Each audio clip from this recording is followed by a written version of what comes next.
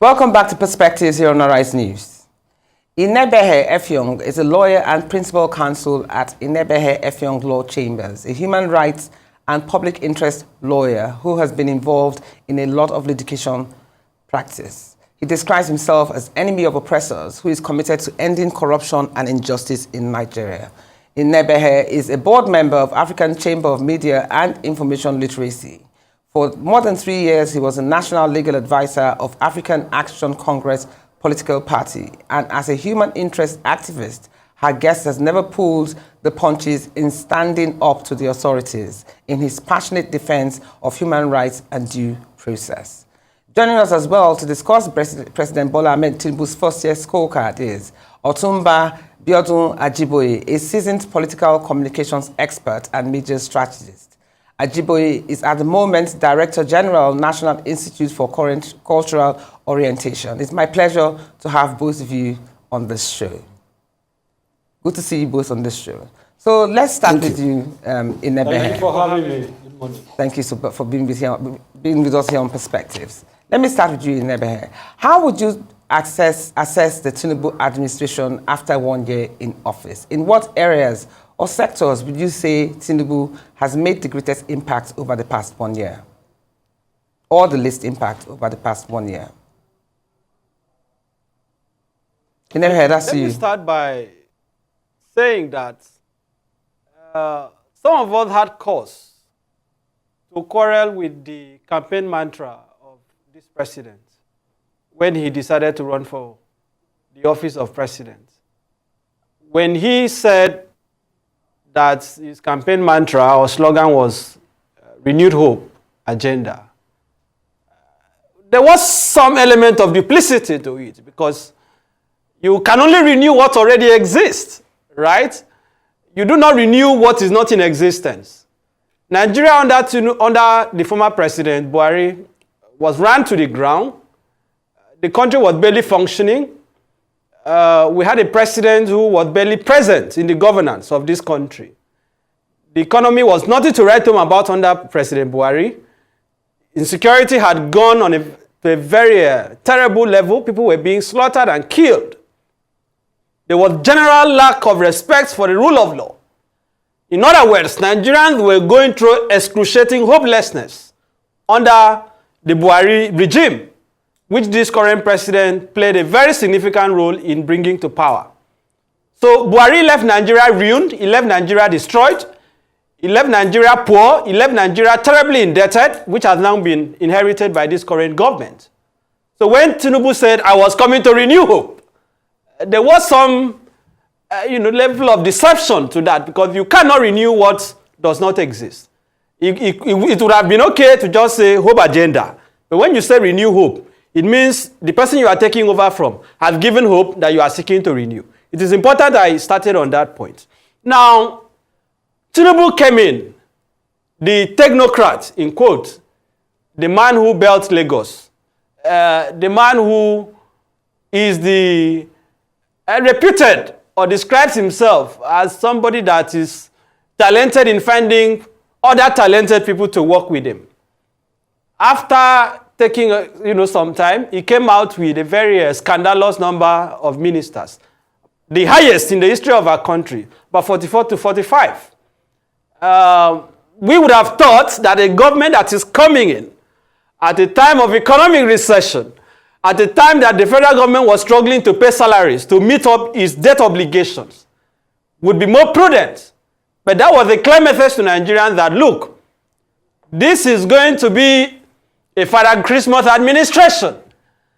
It's a time to compensate the boys, because if you are appointing 45 ministers at a time that you are supposed to avoid every element or form of profligacy, one wonders what the intention was. But what have we seen so far?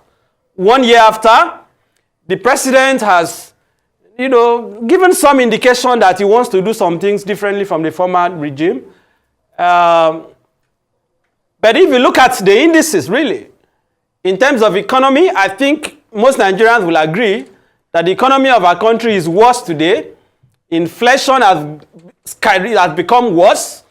The purchasing power of the Nigerian people, which, curiously, Tinubu promised to reduce. If you remember that speech where he said, reduce their purchasing power, I think that is one campaign promise he has kept to, because today, Nigerians cannot even buy cassava. Nigerians cannot buy gari. Nigerians cannot even buy agbado that this president promised them. Right? Because the cost of basic goods and services have gone up. Okay, in the markets. From rice to the smallest of things that the families need. Nigerians cannot purchase. Okay, let's look at institutional reforms. So far, I haven't seen anything drastic in terms of institutional reforms. From law enforcement, 1 year after, President Tinubu has not shown Nigerians any indication to reform the police, to improve the welfare of police officers significantly, to empower our soldiers who are being slaughtered, who are still not having the arms that they need to fight insurgency. We have not seen any indication to stop lawlessness in our country. In Abuja, where Tinubu stays and governs as president, soldiers seal up Banex Plaza. You cannot have that under a democratic country. So 1 year after institutional reform, I haven't seen anything. Okay. I haven't heard anything about electoral reform. Okay. No bill, no executive bill has been sponsored for electoral reform to address the issues that arose from the last general election. Okay, I have not seen anything in terms of accountability and transparency. Okay, in terms of making disclosures about how public funds is being spent. Okay, let us look at infrastructure. Thank you. Let me get on to the next guest here, because we have another guest that is busy. So can we have Mr. Ajiboye, please? Mr. Ajiboye, you just had that fiery response from your co-guest in Abuja. I want to ask you, a lot of Nigerians appear poorly disposed to the president's handling of the fuel subsidy issue. Then there's also the issue about insecurity, which Inibehe just spoke about. So can you share your thoughts with us on this, please? There are two questions in one. First and foremost, the fuel subsidy and Ruth, the security. With a lot of humility, I can see that my colleague has succeeded in entertaining you, as an activist. You don't expect him to see anything good in what is going on in his environment. His predecessors never did, and I'm not surprised. So it's like asking a man, to give you a report on water in a glass that is half. He said the glass is half empty. Someone will say the glass is half full. It depends on what side of hope you belong in life. So for me, I'm a very hopeful human being. I do not share his acidic pessimism. And no nation can run with any citizen who sees administration and governance in this perspective. That's as far as that is concerned. Well, as far as we are concerned, President Bola Ahmed Tinubu is doing very well. Yes, as a matter of fact, we have God to thank for bringing him at this time. Can you give us instances? Because as you all are aware, to run an economy as delicate as we have will require somebody who is super intelligent with the requisite experience and enough know-how to get people who can manage certain sectors of the economy. With respect to fuel subsidy, we all know that there was no alternative to removing fuel subsidy at the time we did. As a matter of fact, the previous government did not even provide funding for fuel subsidy in June 2023. So there was nothing this government could have done. Besides that, removing fuel subsidy was the most economically intelligent action anybody would take at that time. However, anybody who has a bit of knowledge of economics will know that once the subsidy is removed, there will be attendant consequences such as inflation that followed. The next thing is, how do we manage it? You see, critics will always forget when problems are brewing, but they would ignore the time problems are brewing, and they would begin to talk about how bad the problems have been. Now, Nigeria have been on this trajectory of collapse for many years. A country that does not, an economy that is not productive. We don't produce anything. I wonder what the people in the activist community, what they think of an economy that is not productive. What do you expect to happen?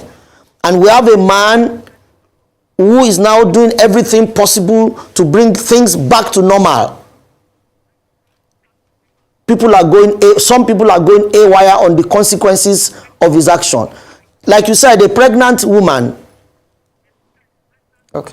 will go through some pains. The joy comes when the child is delivered.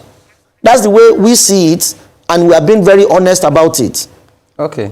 Can we have anybody can say anything, and let me even tell you again, public perception about government and governance is dependent on many things. The political landscape is polarized. All of the hue and cry you hear is from opposition. The Labour Party on one hand, PDP on the other, and their followers. So it may seem like their voices are huge, their voices are on top. But we know that as a government, we are tackling the problems as statistically as possible. But basically what you're saying is that you always... That's just it. Yeah, I understand what you're saying. Even if you say that the opposition parties are the only ones that criticize the government, that's not particularly true.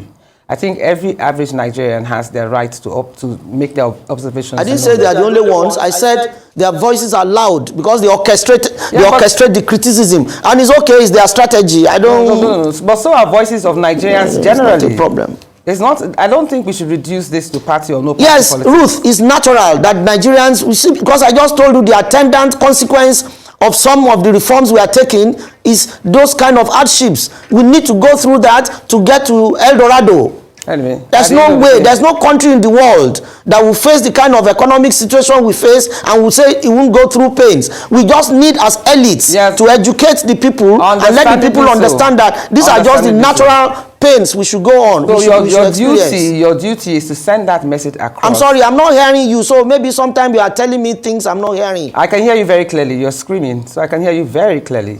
I'm just saying that you owe it to the Nigerian populace to send your message across in the most understanding manner and to make sure that the welfare of the average Nigerian is paramount in the execution of your administration. That's what I'm saying.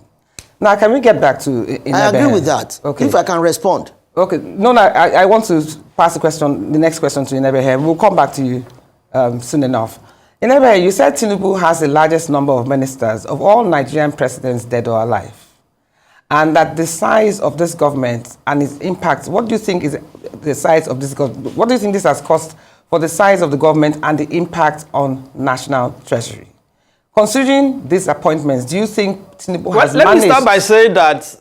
Let me finish. Can I finish my question? You have to make a choice. Can I just finish my question first? Yes, I got your question. Yes, and I wanted to ask you another question alongside it. Between Asebic... Yes, I just want to say that to respond to what the panelists said. That if we have to make a choice between Asebic pessimism, as he has characterized my submission, and irrational optimism, I think Asebic pessimism is better under our current atmosphere. But I'm not being, I do not fit into that description. Suffice it to say that if you are a president that appreciates the urgency of now, if you are a president that is in sync with the reality of the Nigerian state today, namely, that this is a country that can barely survive. This is a country that cannot meet its debt obligations. This is a country that is going through a financial crunch. This is a country that cannot even fund the most basic needs of government, not to even talk about social amenities. This is a country that is even struggling today, right, to pay a new minimum wage. The NLC has just issued a strike notice, by the way. You do not come in and say, I am appointing 44 individuals as ministers. This is a president who told us he believed in restructuring. And you are coming in, right, instead of reducing the cost, and you see the hypocrisy of it. You are saying you are going to implement a Rusanya report, you are going to streamline some agencies, but you are increasing ministerial positions, some of which are not even necessary. what does that do to the government? What that does is that you are sending a message to Nigerians that come and eat, the feast is ready, right? You do not appreciate the fact that the country is broke. The country is broke. You now live in ostentation. Do you see the convoy of this president, by the way? He was in Lagos a few days ago. The whole of Ikoyi and surrounding areas was shut down for hours. Do you see Tinubu when he's passing in Abuja? The number of vehicles in his entourage? They told us Buhari was going to reduce the cost of governance. We didn't see it. The presidential fleet, what have they done about it? Sometimes ago, we heard in the media that he was going to sell 1 or 2 or lists or whatever. That has not been implemented. So, those in government are living large, while the masses are suffering. And you are overtaxing Nigerians. You have increased the cost of electricity tariff from 66 kilowatts to almost 250, right? And you have now categorized Nigerians under what looks like an apartheid policy to say you have ban A, you have ban B, you have ban C, which I have even said is fraudulent, by the way. Because if you are saying that people should now pay for electricity on the basis of availability, this electricity that they will now pay for, have you increased, right, the national grid? Since the president, this president came into office, what is the capacity in terms of electricity that has been added? So you simply just increase taxation, you are taxing Nigerians on everything. What have you done, President Tinubu, to show that you believe in making sacrifices? Okay. The office of First Lady is running actively. Buhari, of course, was hypocritical about it by saying, oh, no First Lady's office, but we had office of Wife of President. But this one officially today, the office of First Lady is running. The office of the First Son is running. The office of the First Daughter is running. I think Tinubu everywhere the president goes. He even takes preeminence over ministers. That is not how to run a country at a time that we are going through so much crisis. Okay. So even in terms of the character of this government, I have strong reservations. Okay, let me... You do not put Nigerians through so much penury, through so much suffering, on all ramifications. The president wakes up in the morning, is not happy, he increases taxation. Okay, let's get back to Ajiboye. That is not how to run a country. Let's get back to Ajiboye. So that it's a balanced conversation. Ajiboye, you've heard the vitriol of Inibehe, especially when it comes to excessive spending, when it comes to the administration and their ministers and what have you, political minds. So what do you think? Do you think Tinubu has managed Nigeria's diversity well enough to engender a stronger nation? And then let's also talk about corruption and is supposed to fight against that. How do you think this government has done so far? See, Ruth, I have told you, madam, that to run a country is not a function of activism or activists. Activists are only necessary to do the... You've made your point on that. You've made your point on that. Let's focus on the answer. So the answer to the question. I really cannot, you know, some of the things he said, you know, anyway. We are pressed for time, so focus on the answers. Talking about. Yes. I talked about corruption. Yeah, you asked me about... I talked about corruption. I talked corruption, about, that's yes, right. And how it's being handled. I'm not sure any government has handled corruption as effectively as Tinubu's government has handled it. The EFCC has had to confront major issues, bold issues. And you can see the chairman of, you know, of the EFCC. When he talks like somebody who is given the right freedom to operate. And is actually doing what is meant and supposed to do without any political interference. But do you believe he has managed... trace this history of corruption in Nigeria... Sorry, go ahead. You said what? I said, do you believe that Tinubu's diversity has trace managed... the history of corruption in Nigeria... Please, let me ask, Tinubu's diverse something has done what, please? I said, do you believe that Tinubu has managed Nigeria's diversity well enough to engender a stronger nation? I believe so. I sincerely believe so.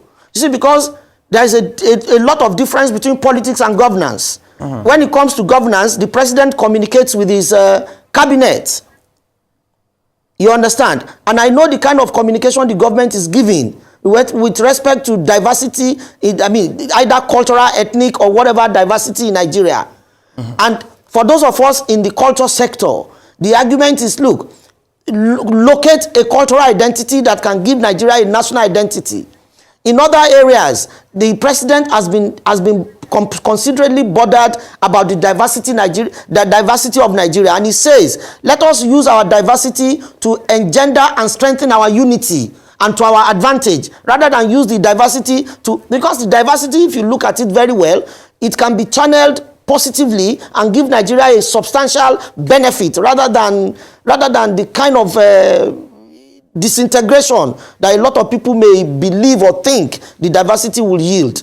So I see him making enough effort to unite the people of Nigeria from every angle, because it is only in unity of Nigeria that Nigeria can thrive, that we can be productive, we can come up technologically and every other measure, of development. So I personally see that he's doing the best he can. Okay, it's good that you said that, but I wanted to also ask I want to ask both of you actually, what do you think of this sudden decision to reintroduce the old national anthem? And this is my last question for both of you. What do you think about that? Let's start with you in Inibehe. Well, let me quickly say something about that. The argument people have against the old national anthem is the fact that it was handed down by the British. And that is not even true. The content of the old national anthem that has been reviewed and brought back appears to address our problem as a people a lot more. I do not see what exactly is structurally wrong in reintroducing the old national anthem, Nigeria We Hail Thee. A national anthem that speaks to our diversity and our problems at this point in time. I do not see anything. All those that are criticizing the national anthem, introducing the old national anthem, is just for want of criticism. Wait, Abiodun, as usual. You're not allowing me to ask you. I really do not see anything. Calm down. You're not allowing me to ask any questions. Before I go to Inibehe, what was wrong with the Arise, O Compatriots anthem that we had? What was wrong with the wordings? How come we've used it for 20 years or so, and then all of a sudden we now decide that's not good enough? We want to now go back to where we're coming from. What was wrong with the second anthem? Are you done with the question? Yes, I am. I'm asking you. Good. And I want to ask you, I just said it in the last statement I made, that the new national anthem, so to speak, that is Nigerian We Hail Thee, appears to address the situation of Nigeria at this time better. Oh, okay. I mean, that's what the way I see it. Perhaps that's the way the president sees it too. And of course, he didn't just wake up one morning and say revert back to the old national anthem. It went through the processes of National Assembly and all of that, and he got the bill accented at the end of the day. Okay. So I really do not see anything wrong with it. Okay. Inibehe, do you have anything that you want to add to that? And then, in your quickly. Yes, quickly. He said Tinubu is fighting corruption. I don't want us to have a debate on that. But Tinubu never promised to fight corruption. He did not campaign on anti-corruption. So that is the point I want to make. Secondly, Femi Adesina once insinuated that maybe there is some witchcraft or voodoo in the villa that disturbs our leaders. I don't know whether that was true. But when you see some of the things that happen in this country, you begin to wonder what inspires our politicians to do the things they do. National anthem is not going to change anything. It shows that our politicians do not prioritize the things that matter. They are majoring on the minor. I have 2 problems with it. The first is that you do not change a major national symbol like the anthem that people have sung for decades without proper consultation. As if you are just decreeing it, passing a decree. No proper engagement with the Nigerian people. And you just sit in the Akpabio National Assembly, right, with the executive and bring it to law by force without proper engagement. That was wrong. Secondly, has that affected the inflation? Has it reduced the cost of fuel? Has it affected the price of cassava, gado, and abado in the market? Has it affected anything? Has this changed the security in the country? Changing the national anthem will not change anything. If this president, if this government is serious, it is the character of those in government that should change. It is the policies that will affect our life that should change. Changing national anthem will not make Nigerians patriotic.